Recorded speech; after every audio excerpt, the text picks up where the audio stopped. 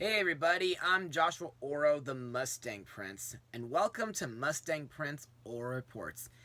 And of course, welcome to part 2 of my Shrek Quadrilogy blogs. As I said in my last episode, Shrek's theatrical release became so popular and critically acclaimed that it literally beat its $60 million budget by grossing approximately $487.9 million, and it became the first ever animated film to receive an Academy Award for Best Animated Feature. Plus, Shrek got followed by a 3D midquel which debuted at Universal Studios and later got a DVD release, and after that got streamed to Netflix. But after DreamWorks released 2 underrated hand-drawn animated films, Shrek received a sequel. And what do I think of it? Well, let's get started and find out. Released on May 19th, 2004, the movie is Shrek 2. And now, on for the plot of the movie. After returning from their honeymoon, Shrek and Fiona are summoned to the kingdom of Far, Far Away by Fiona's parents, King Harold and Queen Lillian, for a royal ball in order to celebrate Fiona's marriage. However, Harold and Lillian are a little surprised to find that not only has their daughter married an ogre, but that she has become one herself. And to make matters worse, the Fairy Godmother wants her son, Prince Charming, to marry Fiona, and she'll stop at nothing to separate the two lovebirds once and for all. So, what do I think of the movie anyway? Well, ever since I saw this movie in theaters back in 2004, I loved this film. Not only is it the best Shrek film in the quadrilogy, but it's also one of my favorite animated sequels. And above all, one of my top 30 personal favorite animated films of all time. And to further explain why I love this movie, let's move on to Mustang notes. Development on the movie began in 2001. Ted Elliott and Terry Rossio, the screenwriters of the first Shrek film, insisted that the sequel be a traditional fairy tale, but after disagreements with the producers, they left the project and were replaced by director Andrew Adamson, who would later work on the Disney Narnia films. The story was inspired by Guess Who's Coming to Dinner from 1967, and new animation tools were utilized to improve the visual appearance of each character. The lead actors also received a significant bump in salary to $10 million, which, at the time, was among the highest contracts in their respective careers. Now, in my opinion, the CGI animation for Shrek 2 is a slight improvement over the first film, and I really love how the Kingdom of Far, Far Away looks, being reminiscent to Beverly Hills, and I think the Poison Apple Bar is a pretty interesting place, due to several fairy tale villains hanging out there. Speaking of which, I also like that there are more fairy tale characters featured throughout this movie. Plus, I think the story is a lot better, and it has better and smarter jokes. And the dialogue never got boring to me. Also to note, the funny thing about this film is that it was released the exact same year where I played a rock star wolf in La Paz Intermediate School's stage musical production of Hansel and Gretel, whom, surprisingly, make a cameo at the Far, Far Away ball red carpet. Another thing I love about this film is the soundtrack, and to me, the most memorable ones would have to be Accidentally in Love, sung by Counting Crows during Shrek and Fiona's honeymoon, which to me is a very catchy and romantic song, and it's one of my dad's favorite songs, plus it was nominated for Best Original Song at the time. There's also Ever Fallen in Love, sung by Pete Yorn, where Shrek and his friends try to escape from the Fairy Godmother's magic factory. People Ain't No Good, sung by Captain Hook, voiced by Nick Cave at the Poison Apple Bar. And there's the finale song, Livin' La Vida Loca, sung by Puss in Boots and Donkey. But by far, the best song in the entire film would have to be Fairy Godmother's cover of Holding Out for a Hero, which, believe it or not, used to be a Footloose song. And now let's move on to the characters and the voice actors. The title character Shrek is once again voiced by Mike Myers, best known from Wayne's World, Austin Powers, The Cat in the Hat, and Bohemian Rhapsody. Now, I know I didn't mention this in my previous video, but originally Chris Farley was going to voice Shrek, but he sadly died in 1997 after recording about 80 to 90% of the dialogue. Anyway, in this movie, Shrek feels very nervous and hesitant about meeting his in-laws, but after a dinner fight with King Harold, Shrek is hoping to do anything to make things right in order to make Fiona happy, even if it means giving up the life of an ogre. In my eyes, Shrek is still a pretty vile, stubborn, and hot-headed ogre, but he's still daring and caring underneath it all. Also, I think he's one of the few animated characters who can get away with a fart or a burp joke just fine. Plus, I found it pretty interesting that Shrek spends the second half of the movie as a dashing young man. Shrek's best friend Donkey is once again voiced by Eddie Murphy, best known from Dr. Dolittle, The Nutty Professor, Norbit, Disney's Mulan, Dreamgirls, and The Haunted Mansion, which will be getting a remake next year. During this movie, Donkey accompanies Shrek and Fiona during their visit to Far, Far Away, and in my eyes, Donkey is still a lovable character due to him being a surprisingly good listener, and I like that Donkey is someone you can share your troubles with.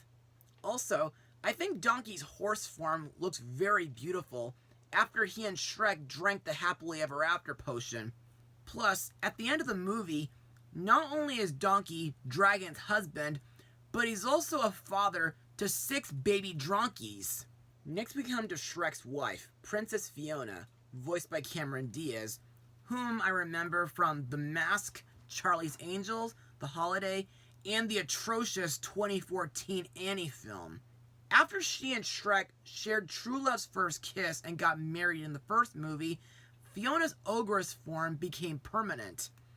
Anyway, in this film, Fiona hopes that Shrek can get along with her parents, and while several characters, including the Fairy Godmother, try to convince her that she needs a prince and to live the life of a typical princess to be happy, Fiona thinks otherwise, and she believes that all she needs is a man who she loves and loves her and accepts her for who she is. Also in my eyes, Fiona is a loyal friend and wife and an empowered, positive role model for young girls. Plus, I think Fiona is equally as beautiful and ogress as she was when she was human, which she becomes after Shrek and Donkey drink the happily ever after potion. Next we have Shrek's fairy tale friends, Gingy the Gingerbread Man, voiced by Conrad Vernon, Pinocchio and the Three Little Pigs, all voiced by Cody Cameron, the Big Bad Wolf, voiced by Aaron Warner, and the Three Blind Mice, voiced by Christopher Knights. Mostly throughout this movie, while Shrek and Fiona are visiting Far, Far Away, these guys stay at the swamp to look after Shrek's home. But after seeing Shrek, Donkey, and Puss get arrested by the Royal Knights on the Magic Mirror, the gang somehow managed to get to the dungeon tower to free them. To me, while they still don't have a big role in this movie, I still think they're great supporting characters, even during the scene where they help Shrek fight the Fairy Godmother. Also, I think Gingy sticks out the most, mainly due to him asking the Muffin Man to create a giant gingerbread man named Mongo in order for Shrek and the gang to get through the castle's defenses. Also to note, is anyone curious as to how Wolf managed to get to the Dragon's Keep with the bridge out? Because that part kind of boggles my mind.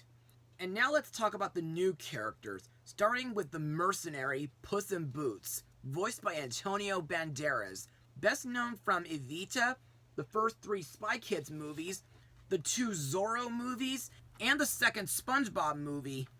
Now, it's been about 2 years since I blogged Puss's spin-off movie from 2011, and as I said at the beginning of 2022, it is pretty funny that Puss is getting a sequel during the same year that we at Musical Theater Village are doing Shrek the Musical.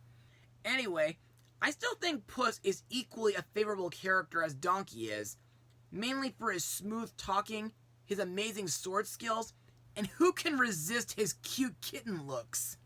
Also, despite being, at first, hired by King Harold to assassinate Shrek, I think Puss is a great new friend and ally for Shrek. Plus, there are a couple moments where Puss references Garfield. Also, after Shrek and Donkey drink the happily ever after potion, Puss reads the potion's instructions, which not only says the side effects, but it also says that in order to make the change permanent, Shrek must share a kiss with Fiona by midnight. Next we come to Fiona's parents, King Harold and Queen Lillian, voiced by John Cleese and Julie Andrews. To me, while they're both pretty surprised that their daughter has married an ogre, I think Queen Lillian is a very understanding mother, and I like that she sees that her daughter is deeply in love and happy, and she accepts Shrek into their family, while her husband, King Harold, is very repulsed and appalled by the situation. Also, I think Harold gets a lot of character development, due to him years ago secretly making a promise to the Fairy Godmother that her son Prince Charming would marry Fiona. However, while Harold wants what's best for Fiona, as the film progresses, Harold succumbs to guilt and he gains a change of heart. Also, I thought Harold made a very brave sacrifice when he saved Shrek from a magical blast from Fairy Godmother's wand, which also resulted in transforming him back into a frog. Our next character is Prince Charming, voiced by Rupert Everett, whom I remember from Inspector Gadget, the Wild Thornberrys movie, the first Narnia movie, and Miss Peregrine's Home for Peculiar Children. This guy was originally the one whom was supposed to rescue and marry Fiona. In my opinion, like most characters that Rupert Everett breathes life into, Charming is a very hammy character. Plus, he can be a real arrogant mama's boy. Not to mention the fact that he's very offensive towards Shrek, and he's sometimes not very intelligent, as seen where he pretends to be Shrek in order to deceive Fiona. Finally, we come to Charming's mother and the movie's main villain, the Fairy Godmother, voiced by Jennifer Saunders, whom I remember from Muppet Treasure Island, Henry Selick's Coraline, Illumination's Minions, and Sing. Now, to be quite honest, folks, when I first saw Shrek 2 in theaters, I was pretty surprised that Fairy Godmother was portrayed as a villain here. And don't get me wrong, she pulls it off very well with magical flying colors. You see, Fairy Godmother seeks to get the best for herself and for her son, rather than for others. She often resorts to blackmail and trickery through magic to get her way, like during the part where she has King Harold make Fiona drink a potion that'll make her fall in love with the first man she kisses, which to me was very, very devious. And of course, Fairy Godmother loves to eat whenever she is distressed. Plus, she's a very conniving businesswoman due to her being the largest producer of hexes and potions in the entire kingdom. And I was really shocked that her cottage is actually a large factory. Also, Fairy Godmother is very rude and prejudiced towards Shrek when she tells him that ogres do not ever live happily ever after just because her fairy tale books don't include any ogres in them. Well, if you ask me, I say everyone deserves to live happily ever after, whether you're a human, an ogre, or even a Mustang. And now let's move on to my final words. Overall, Shrek 2 is an amazing sequel.